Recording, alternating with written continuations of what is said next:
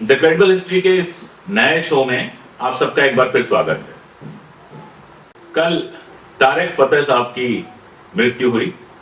तारिक फतेह साहब पाकिस्तान के हैं जो कनाडा में लंबे टाइम से रहते थे और अपने यहाँ अक्सर टीवी चैनलों पर, जिसको हम गोदी मीडिया कहते हैं, उसके टीवी चैनल्स पर दिखाई देते थे।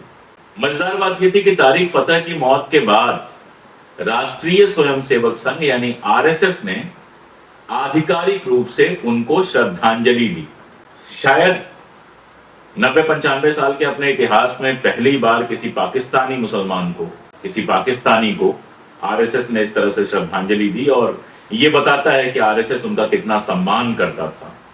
जहां एक तरफ भारत में जन्मे लेकिन सरकार से असहमत लोगों को एंटी नेशनल कहा जाता है, क्या क्या कहा जाता है, वहां पाकिस्तान में जन्मा तारिक फतेह आरएसएस के लिए देशभक्त है। खैर, कल मुझे अचानक तारिक फतेह की एक वीडियो मिली, किसी मित्र ने भेजा और मैं पढ़ के बिल्कुल सन्न रह गया। देखकर सारी वीडियो देखा जा सकता है, क्योंकि उसमें सबटाइटल थी तो मैं पढ़ के भी कह रहा हूं। यह वीडियो बताता है कि तारिक फतेह के असली इरादे क्या थे। पहले आप वीडियो देख लीजिए, फिर मैं आपको बताता हूं इस पर कि असल में इसके पीछे क्या है। मुश्किल से 1 या सवा मिनट का वीडियो है, इसको आप देख लीजिए। That would bring India, the whole subcontinent. You see, it was never one country. Even during the British India is not once, India has never been one entity, even under Ashoka, even under Aurangzeb, it has never been country. The future that I see, if I had my dreams come true, are about the subcontinent being something like Europe, where the entities that exist are Bengal or places like Punjab should be single entities which shouldn't have borders, that should have common currency, that should have common flow of people. But we are different countries. I don't disagree. There is more in common between say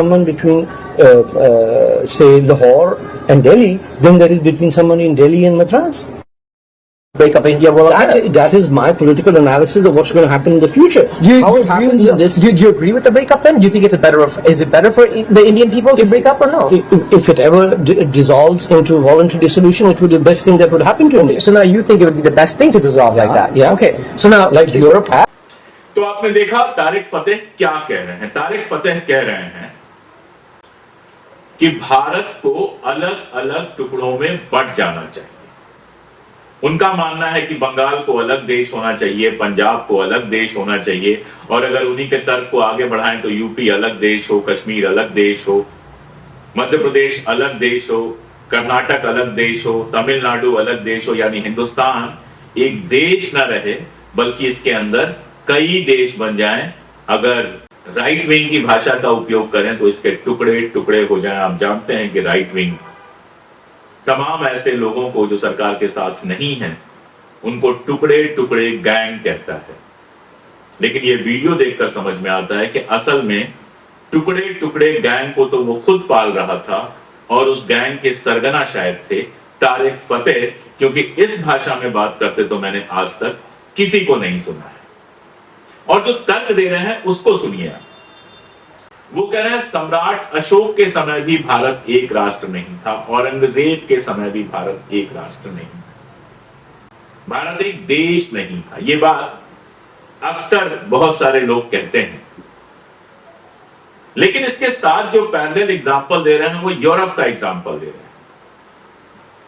मैं अब वो तो बेचारे नहीं है, लेकिन उनके समर्थकों से पूछ रहा हूं कि सम्राट अशोक के समय, जिस समय कश्मीर भी भारत का हिस्सा था, उड़ीसा भी, नॉर्थ ईस्ट भी, नक्शा आप देख पा रहे होंगे, या औरंगजेब के समय जिस समय अफगानिस्तान भी भारत का हिस्सा था, सुदूर दक्षिण भी भारत का हिस्सा था, कश्मीर और पंजाब या फिर बंगाल, ये सारे के सारे भारत का हिस्सा थे।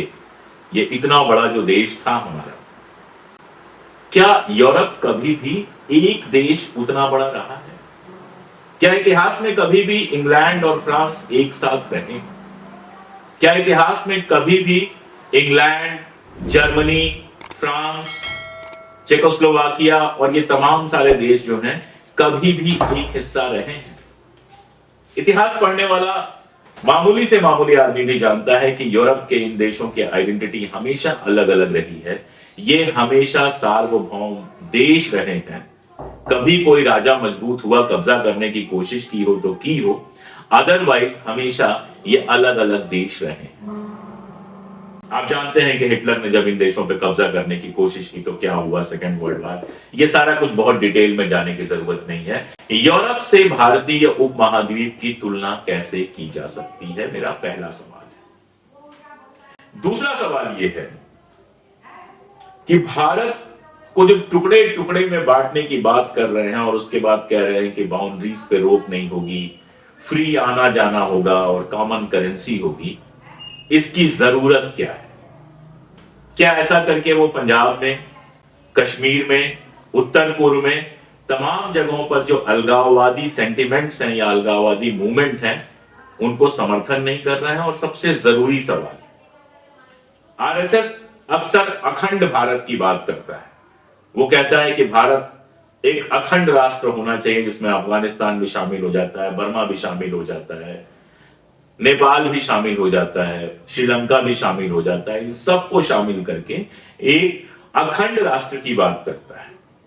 इसके ठीक उलट तारिक फतेह खंड खंड राष्ट्र की बात करते हैं, जिसमें पंजाब एक अलग देश होगा, बंगाल एक अलग देश होगा, कश्मीर एक अलग देश होगा, लगभग सारे स्टेट अलग अलग देश हो जाएंगे। यानी कि हिंदुस्तान जो हमारा है वो 22-23 टुकड़ों में बंट जाएगा। इस प्रोसेस में वो पाकिस्तान के बंटने की बात नहीं करते कि बलूचिस्तान अलग हो जाना चाहिए, बाल्टिस्तान अलग हो जाना चाहिए, पंजाब अलग हो जाना चाहिए। वो ये बात नहीं कर रहे।